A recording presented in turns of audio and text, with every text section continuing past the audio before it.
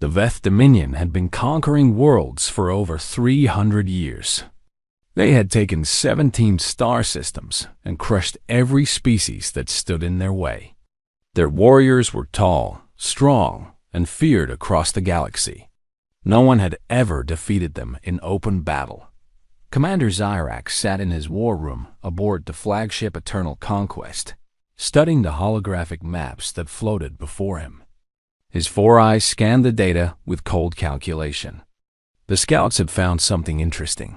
A small human outpost on a frozen moon orbiting a planet called Kepler 442b. The humans called it Site Theta-7. The scout reports were clear. 32 human life signs. A few small buildings. No warships anywhere nearby. The nearest human fleet was 3 light years away. It would take them days to respond to any distress call.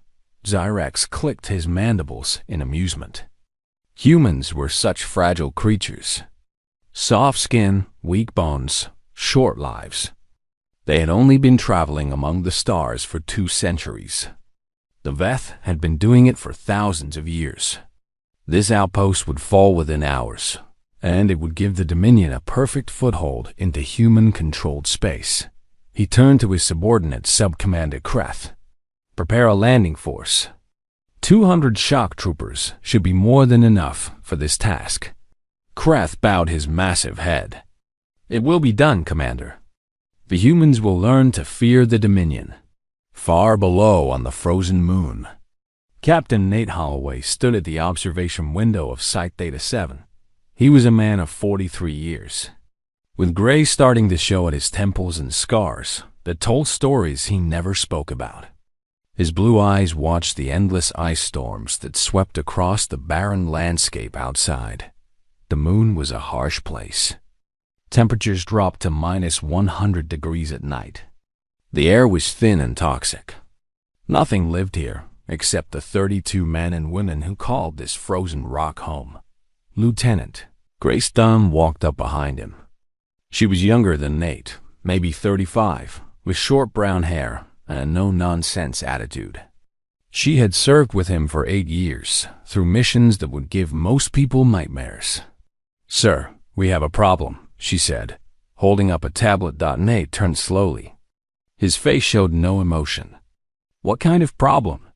"Unidentified signatures entering the system. 12 vessels. Configuration is unknown, but they match the profile we were briefed on 18 months ago." Nate nodded. This was the moment they had been waiting for. The moment they had trained for. The reason they were here on this God's forsaken moon in the middle of nowhere. "Sound general quarters," he said calmly. "No alarms. Silent protocol. Get me Sergeant Cole Bishop." Grace moved quickly to carry out his orders. Within minutes, the base came alive with quiet activity. Men and women emerged from their quarters and moved to their assigned positions. There was no panic, no shouting, no confusion. Everyone knew exactly what to do. Because Site Theta-7 was not what it appeared to be. The official record said it was a research station, studying the geological formations of the moon. The official records lead. Site Theta-7 was home to Spectre Company, the most elite special operations unit in the entire United Earth Command. Every single person on this base was a killer. They had been selected from thousands of candidates, trained for years in the most brutal conditions imaginable, and then sent here to wait. Wait for the enemy that Earth's intelligence services knew was coming. Sergeant Cole Bishop arrived at the command center 2 minutes later. He was a tall man with a thin build and steady hands. He had been a sniper for 15 years and had more confirmed kills than anyone else in the service. His spotter, Corporal Amy Dawson, followed close behind him. "Sir," Cole said with a nod. "The guests are arriving," Nate told him. "I need you in position at Overwatch Alpha within the hour." Cole allowed himself a small smile. "Been waiting a long time for this, Captain." "We all have." "Don't miss." "I never miss, sir." As Cole and Amy left to prepare their equipment, Nate called in his other team leaders. Master Sergeant Pete Granger was the demolitions expert. He had spent the last 18 months turning the approach corridor into a death trap. Every rock, every ice formation, every shadow hid something deadly. Staff Sergeant Louis Vega led Bravo Team, the close quarters combat specialists. His people could clear a room faster than anyone in the military. Tech Sergeant Dan Murphy was the brains of the operation, responsible for all the electronic warfare and countermeasures that would even the playing field against alien technology. And then there was Specialist Kim Reese, the youngest member of Spectre Company at 24 years old. She controlled the drone swarms and automated defense systems. Her fingers could dance across a console faster than anyone Nate had ever seen. They gathered around the tactical display as the alien fleet grew closer. 12 ships, Grace reported. The big one is staying in orbit. The others are moving into landing positions. How many troops? Nate asked. Dan Murphy worked his console. Based on the ship sizes, I estimate between 150 and 250 ground forces. Pete Granger laughed quietly. That's it? They're sending 200 soldiers against us. They think we're scientists, Grace said. They think this will be easy. Nate studied the display for a long moment. Then he looked at his team, at these men and women who had followed him in the helm more times than he could count. Let them think that, he said. Let them land. Let them get comfortable. And then we show them what happens when you attack Earth. The team dispersed to their positions. Cole Bishop climbed to his hidden nest 3 kilometers from the base, where he had a perfect view of the landing zone. Pete Granger ran final checks on his explosives. Louis Vega gathered his team in the service tunnels, and Captain Nate Holloway stood alone at the observation window, watching the first alien dropships break through the clouds. They had no idea what they were walking into. The Veth Dominion had conquered 17 star systems without meeting any real resistance. They believed they were the greatest warriors in the galaxy. They believed humans were weak and primitive. They were about to learn how wrong they were. The Veth dropships came down through the thin atmosphere like metal monsters falling from the sky. Their engines roared against the howling wind, melting the ice beneath them as they touched down 3 kilometers from sight. Theta-7. Sub-Commander Kreth was the first to step onto the frozen ground. He stood 7 feet tall, his body covered in the natural exoskeleton that made his species so deadly in combat. His 4 eyes scanned the barren landscape as his troops formed up behind him. 200 shock troopers, each one a veteran of multiple campaigns. They carried plasma rifles that could melt through steel. They wore armor that could stop most projectile weapons. They had crushed entire civilizations with less firepower than this. Kreth looked toward the distant human base. It was a collection of small buildings, barely visible through the swirling ice crystals in the air. No defensive walls. No weapon emplacements. No signs of military activity at all. Pathetic, he said to his lieutenant. These humans have made no preparations for war. They will surrender the moment they see us.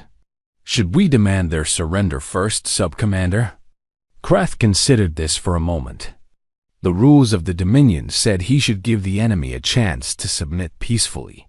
But where was the glory in that? His warriors wanted blood. They wanted to prove themselves against these new creatures called humans. No, Kreth decided. We attack. Kill anyone who resists. Capture the rest for interrogation. The Veth began their march towards Site Theta-7. They moved in perfect formation, disciplined and confident. Their heavy footsteps crunched through the ice as they advanced across the frozen plain. 3 kilometers away, Sergeant Cole Bishop watched them through his rifle scope. He lay perfectly still in his hidden position, his body wrapped in thermal camouflage that made him invisible to sensors. Corporal Amy Dawson lay beside him, scanning the enemy with her own equipment. 204 contacts, Amy whispered. They're moving in standard assault formation. The big one in front must be the commander. Cole adjusted his aim slightly. The wind was blowing at 12 kilometers per hour from the east. The temperature was minus 87 degrees. The thin atmosphere would affect the bullet's trajectory over this distance. He had already calculated all of this. He had been calculating it for 18 months. Spectre 1, this is Overwatch Alpha, Cole said into his radio. Enemy is advancing. Requesting permission to engage. Captain Nate Holloway's voice came back calm and steady. Wait for my signal, Overwatch. Let them get comfortable first. Cole kept his eye on the scope. His finger rested gently on the trigger. His heart rate stayed at 60 beats per minute. He had done this hundreds of times before. The Veth continued their march, completely unaware that death was watching them. Back at the base, Nate monitored the enemy's progress on the tactical display. Grace stood beside him, coordinating with the different teams. Alpha Team is in position in the service tunnels, she reported. Bravo Team is ready at the south barrier. All automated defenses are online and waiting. What about Murphy's toys? Grace allowed herself a small smile. Dan says the electromagnetic barriers are charged and ready. He's almost disappointed he spent 2 years building them if the aliens go down this easy. Nate shook his head. They won't go down easy. These are professional soldiers. Once they recover from the initial surprise, they'll fight hard, but they'll still lose. Yes, they'll still lose. The Veth reached the 1 kilometer mark. They had spread out slightly, their formation becoming more loose as they grew confident that no resistance was coming. Some of the younger warriors were laughing, joking about how easy this conquest would be. Subcommander Kreth raised his hand, signaling his troops to pause. Something felt wrong. The human base was too quiet. There should have been some reaction by now. Frightened scientists running around, trying to hide. Desperate radio calls for help. Something. Instead, there was only silence. Sir, one of his officers said, I am detecting some unusual energy readings from the surrounding terrain. Kreth's mandibles clicked with irritation. What kind of readings? Unknown, sir. They are very faint. Possibly natural geological activity. Before Kreth could respond, Captain Nate Holloway's voice echoed across the frozen plain. The humans had somehow tapped into the Veth communication frequency. Attention, Veth forces. This is Captain Nathan Holloway of the United Earth Special Operations Command. You have entered human sovereign territory with hostile intent. This is your only warning. Leave now or face the consequences. Kreth laughed, a harsh clicking sound that his troops echoed. Human, you are 32 scientists against 200 warriors. You have no hope of victory. Surrender now, and I will make your deaths quick. There was a pause. Then Nate's voice came again, quieter this time. I was hoping you would say that. The next words came through Cole Bishop's earpiece. Overwatch Alpha. You are cleared to engage. Cole exhaled slowly. His fingers squeezed the trigger. The specially designed round left the barrel at 3 times the speed of sound. It traveled 2.3 kilometers through the thin atmosphere in less than 2 seconds. It struck Subcommander Kreth directly through his primary sensory cluster, the one spot on a Veth body not protected by natural armor. The Subcommander was dead before his body hit the frozen ground. For a moment, absolute silence fell over the battlefield. 200 Veth warriors stared at their fallen commander, unable to process what had happened. No one had ever killed a subcommander so quickly, so easily. Then the world exploded. Peak Ranger's buried charges detonated in a precise sequence, sending pillars of ice and fire into the sky. Hidden turrets emerged from the ground and opened fire with concentrated bursts of armor-piercing rounds. Microdrones swarmed up from concealed launchers. each one carrying enough explosive to kill a Veth warrior. The aliens scattered, trying to find cover that did not exist. Every rock they hid behind exploded. Every position they tried to hold came under fire from multiple directions. And through it all, Cole Bishop kept firing. One shot, one kill. Again and again and again, the Veth had walked into a kill box designed by the deadliest soldiers humanity had ever produced. And the killing had only just begun. The death of Sub-Commander Kreth sent shockwaves through the Veth landing force. Their entire command structure was built on strict hierarchy. Every soldier waited for orders from above. Every decision required approval from a superior officer, and now their superior officer was dead, his body lying in the frozen dirt with a hole where his face used to be. For 37 seconds, 200 elite Veth warriors stood frozen in confusion. They had never faced a situation like this. They had never needed to think for themselves in combat. Those 37 seconds cost them everything. Specialist Kim Reese sat at her console inside Site Theta 7, her fingers flying across the controls. 3 holographic displays floated around her, each one showing a different part of the battlefield. She was 24 years old, the youngest member of Spectre Company, and she controlled more firepower than most naval destroyers. Drone Swarm Alpha, Target Cluster 17, she said quietly. Swarm Beta moved to intercept the group trying to flank east.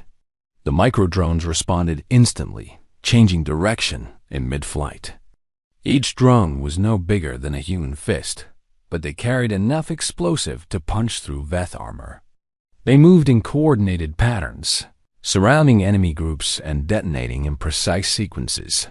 Captain Nate Holloway watched the battle unfold on the main display. Red dots marked enemy positions. Blue dots marked his own people. And one by one, the red dots were disappearing.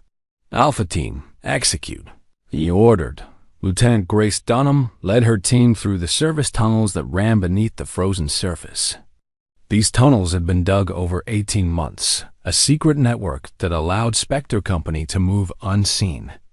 They emerged from a hidden exit 200 meters behind the Veth formation. 8 soldiers against 200 aliens. Terrible odds for anyone else. For Alpha Team, it was almost unfair. Grace raised her fist, signaling her team to halt. She studied the enemy through her tactical visor. The Veth were finally starting to recover from their shock. A senior officer had taken command and was trying to organize a retreat to the dropships. Grace smiled grimly. That was not going to happen. Open fire, she whispered. Alpha Team carried weapons specifically designed to penetrate Veth exoskeletons. The rounds exploded on impact, sending fragments deep into alien flesh. The rear guard of the Veth force went down before they even knew they were being attacked. Panic spread through the alien ranks. They were taking fire from multiple directions now. From the front, from behind, from above. The turrets that had risen from the ice never stopped shooting. The drones kept swarming. And somewhere out there, a human sniper was picking off anyone who tried to give orders. Cole Bishop had stopped counting his kills somewhere around 30. His rifle was a custom design, built specifically for this mission. It could fire special ammunition that could penetrate Veth armor at over 3 kilometers. His spotter, Amy Dawson, kept feeding him targets. Officer, 40 degrees left, behind the ice formation. Cole shifted his aim and fired. The officer's head exploded. Another officer trying to rally troops near the southern dropship. Another shot. Another kill. Heavy weapons team setting up at, I see them. 3 shots in rapid succession. 3 Veth warriors fell dead. On the flagship Eternal Conquest, Fleet Admiral Vorath stared at the tactical display in disbelief. He had expected a quick, easy victory. Instead, he was watching his elite shock troopers being systematically slaughtered. How is this possible? He demanded. They are 32 humans. Scientists. How are they destroying our warriors? His communications officer had no answer. No one on the bridge had an answer. Nothing in their experience had prepared them for this. Back on the surface, the battle had turned into a complete rout. The surviving Veth tried to retreat to their dropships, but Staff Sergeant Luis Vega and Bravo team were waiting for them. Luis was a large man with arms like tree trunks and a face that showed no mercy. His team specialized in close-quarters combat, the brutal work of killing enemies at arm's length. They had positioned themselves along the only path to the landing zone. Remember, Luis told his team, "They're bigger than us, but they're slow. Stay mobile. Hit hard. Don't let them grab you." The first Veth warrior came running toward them, desperate to reach the safety of the dropships. Luis stepped out from behind cover and fired 3 rounds into the alien's chest. The warrior stumbled, but kept coming. Luis dropped his rifle and drew his combat knife. In one smooth motion, he ducked under the alien's clumsy swing and drove the blade up through the soft spot beneath its jaw. The Veth collapsed, dead before it hit the ground. More aliens came. Bravo team met them with bullets and blades and bare hands. It was savage, brutal work, but these were savage, brutal men and women. They had trained for this their entire lives. Tech Sergeant Dan Murphy monitored the alien communications from his station inside the base. The Veth were panicking, shouting at each other in their clicking language. Their chain of command had completely collapsed. No one knew who was in charge. "Captain," Dan reported, "they're trying to signal the fleet for emergency extraction." Nate nodded. "Let them. I want the Admiral to see exactly what's happening to his soldiers." The battle lasted 2 more hours. By the end, 163 Veth warriors lay dead on the frozen plain. The survivors huddled in small groups, surrounded by Spectre Company soldiers, waiting for death that did not come. Not one member of Spectre Company had been killed. Not one had even been seriously wounded. Captain Nate Holloway walked among the alien prisoners, his boots crunching through ice stained with purple Veth blood. He looked at these creatures who had thought themselves the greatest warriors in the galaxy. They did not look so great now. "Grace," he called, "get me a communication line to the flagship. I think it's time I had a conversation with their admiral." The real battle was about to begin. Fleet Admiral Vorath stood on the bridge of the Eternal Conquest, his 4 eyes fixed on the tactical display that told a story he refused to believe. 163 of his finest warriors were dead. 37 more were prisoners. The rest had managed to retreat to the dropships, but they were wounded, broken, and utterly defeated by 32 humans. The bridge crew moved around him in terrified silence. No one wanted to be the one to speak first. No one wanted to draw the Admiral's attention.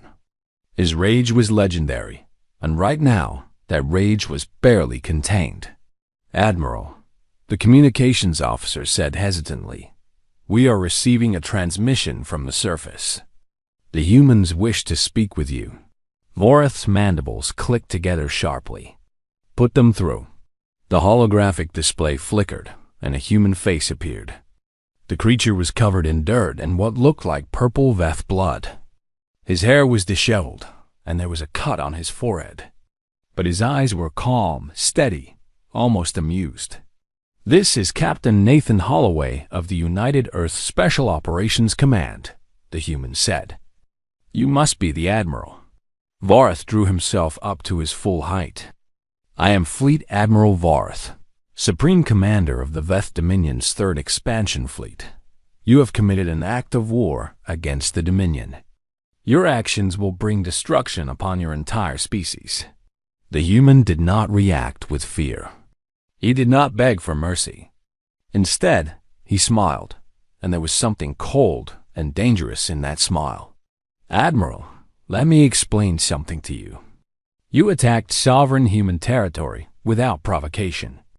You brought 200 soldiers to conquer what you believed was a defenseless research station. And in the past 3 hours, I have killed 163 of them." Vorath's claws dug into the armrest of his command chair. "You caught us by surprise. It will not happen again. I have 10,000 more warriors on this fleet. I will send them all if necessary." "Please do," Nate said. "I could use the practice." For a moment, Vorath was too shocked to respond. No species had ever spoken to the Dominion with such disrespect. Every other civilization they had encountered had trembled before their might, had begged for mercy, had surrendered rather than face the Veth war machine. But this human, this insignificant creature from a primitive world, was mocking him. "You are insane," Vorath said. "You are 32 soldiers against an empire that spans 17 star systems. You cannot possibly win." Nate leaned closer to the camera. His smile faded, replaced by an expression of deadly seriousness. "Admiral, I want you to understand something. This outpost was not placed here by accident. We knew you were coming. We have known for 18 months. Every moment of this battle went exactly as we planned." Behind Nate, Lieutenant Grace Dunham appeared. She was carrying a small device that Vorath's instruments immediately recognized, a short-range teleportation beacon.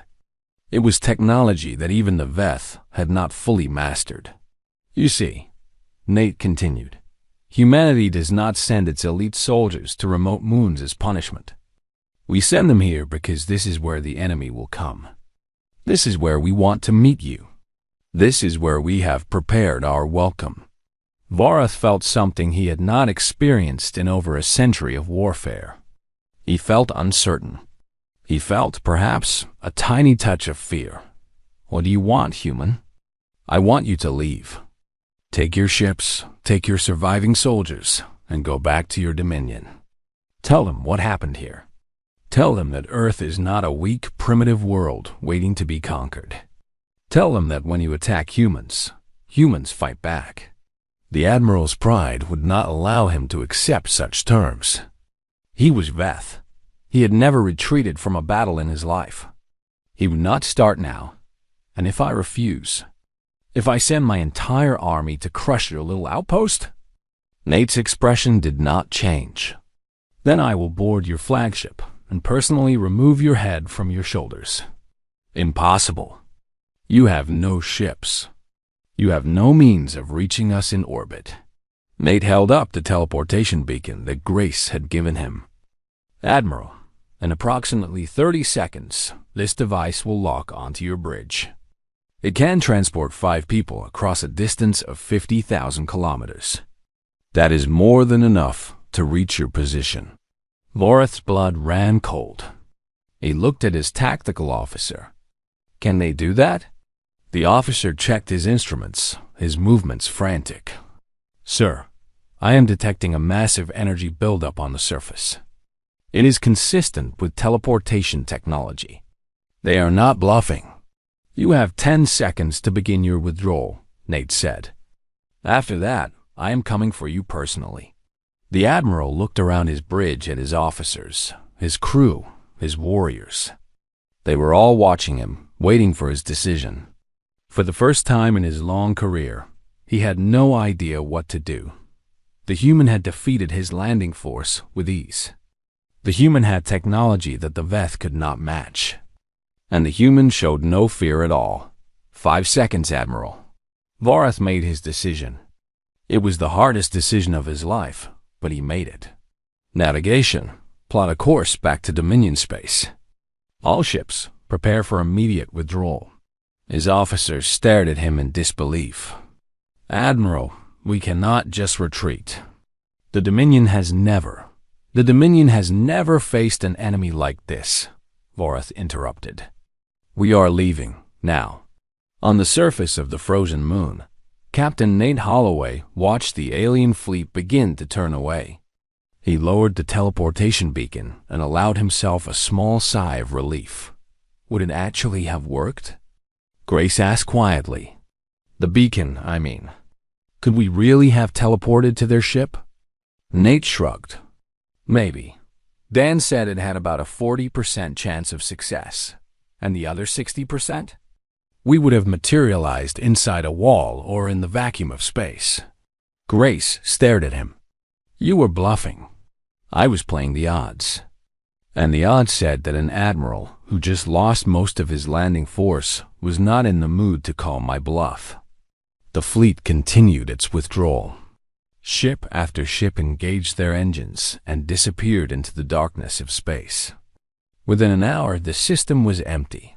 Spectre Company had won, but Nate knew this was only the beginning. The Veth fleet did not get far. 12 hours after beginning their withdrawal, Admiral Vorath received new orders from the Dominion High Command. They had been monitoring the battle through long-range sensors. They had seen everything, and they were not pleased. Vorath was commanded to return to the human system and finish what he had started. Failure was not acceptable. Retreat was not acceptable. He was to destroy the human outpost and every creature inside it, or he was not to return at all. The Admiral obeyed. He had no choice. The punishment for disobeying the High Command was death, and not a quick death. He turned his fleet around and headed back toward the frozen moon. But this time, things were different. Captain Nate Holloway had not been idle during those 12 hours. The moment the Veth fleet had left the system, he had sent a coded transmission to Earth Command. Reinforcements were already on their way. More importantly, he had received authorization to use the asset that Earth had kept secret from the rest of the galaxy. The teleportation beacon was not a bluff after all. It was real, fully functional, and far more powerful than he had let the Admiral believe. When the Veth fleet returned to the system, they found the same small outpost waiting for them. The same frozen moon. The same 32 humans. Nothing had changed. Vorath ordered a full assault. Every soldier on every ship was to land. Every weapon was to be brought to bear. There would be no mistakes this time. The dropships launched. Thousands of Veth warriors descended toward the surface. It was the largest landing force the Dominion had ever deployed against a single target. They never made it as the first dropships entered the atmosphere. The teleportation beacon activated. But it did not transport Nate Holloway to the Admiral's bridge. Instead, it transported a nuclear device directly into the center of the Veth formation. The explosion was visible from orbit. A massive fireball consumed dozens of dropships in an instant. The electromagnetic pulse disabled hundreds more. The carefully organized assault became a chaotic mess of falling debris and dying warriors. And then Spectre Company struck again. This time, they did not stay on the defensive. Nate led a strike team personally, using the teleportation technology to appear aboard the Eternal Conquest itself. 5 humans against a crew of 3,000. It should have been suicide. It would have been suicide for anyone else. But these were not ordinary soldiers. These were the deadliest warriors humanity had ever produced. Nate and his team materialized on the bridge. Weapons already firing. The Veth security guards went down before they could even raise their rifles. Officers fled in panic. Crew members screamed in their clicking language, unable to understand how the humans had appeared out of nowhere. Admiral Vorath stood his ground. He was old and past his prime, but he was still a warrior. He drew his ceremonial blade and faced the human captain. "You are brave," Vorath admitted. "Foolish, but brave. You cannot defeat me in single combat. I have been fighting for longer than your species has existed." Nate holstered his weapon and drew his own knife. It was a simple thing. Just steel and carbon fiber. Nothing compared to the Admiral's ornate blade. "Let us find out," he said. The fight lasted 4 minutes. Vorath was strong, experienced, and skilled. His blade moved in patterns perfected over centuries of warfare. Any normal human would have been cut to pieces in seconds. But Nate was not a normal human. He had spent his entire adult life learning how to kill creatures bigger, stronger and more dangerous than himself.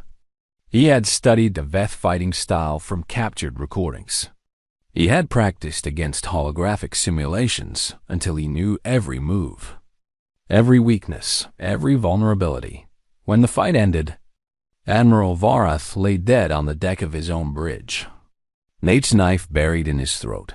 The crew of the Eternal Conquest surrendered immediately. 3 weeks later, the new admiral of the Third Expansion Fleet stood before the United Earth Council, formally surrendering on behalf of the Veth Dominion. The terms were harsh but fair: complete withdrawal from human-controlled space, reparations for the unprovoked attack, and full disclosure of all Dominion military capabilities. The Veth Empire, which had conquered 17 star systems without defeat, had been brought to its knees by 32 humans on a frozen moon. Spectre Company received no public recognition. Their names appeared in no news feeds. Their faces were shown on no monuments. The Battle of Site Theta 7 was classified at the highest levels, known only to a handful of senior officials, but across the galaxy, whispers began to spread. The Koresh Collective had been planning an incursion into human space. They quietly canceled their plans. The Yundari swarm, whose migration path would have taken them through human territory, changed their course by 200 light years. The Malari Trade Federation, who had been considering whether to deal with humans through diplomacy or conquest, suddenly became very interested in establishing peaceful trade relations. No one knew exactly what had happened on that frozen moon. The details were vague, contradictory, wrapped in rumor and legend. But everyone knew the important part. The Veth Dominion had attacked the human outpost and had been utterly destroyed. The humans were not prey. They were predators. Captain Nate Holloway returned to Site Theta 7 with his team. The base was being expanded now, more equipment and personnel arriving every month. But the core of Spectre Company remained the same: 32 men and women who had proven that humanity would not go quietly into the darkness. Nate stood at the observation window, watching the endless ice storm sweep across the barren landscape. Grace Dunham approached with 2 cups of coffee, a small luxury they allowed themselves after a successful mission. "The brass wants to assign us somewhere else," she said, handing him a cup. "Somewhere more comfortable. They think we have earned a rest." Nate took the coffee but shook his head. "What did you tell them?" "I told them we're staying right here. This is our post. This is where we belong." Nate nodded slowly. Out there, among the stars, other eyes were turning toward Earth. Some were curious. Some were cautious. And some, despite everything, were still thinking about conquest. Let them come. Spectre Company would be waiting. "You think they will try again?" Grace asked. "The Veth or someone else?" Nate looked out at the frozen wasteland, at the spot where 163 alien warriors had died, learning the true price of invading human territory. "Somebody always tries," he said. "That is why we are here. That is why we will always be here." Grace stood beside him in comfortable silence. Outside, the ice storms raged on, cold and indifferent to the affairs of mortals. But somewhere in the vast darkness of space, civilizations that had never feared anything in their long histories looked toward a small blue planet called Earth. And for the first time, they were afraid. The humans were watching. The humans were waiting, and the humans would never surrender.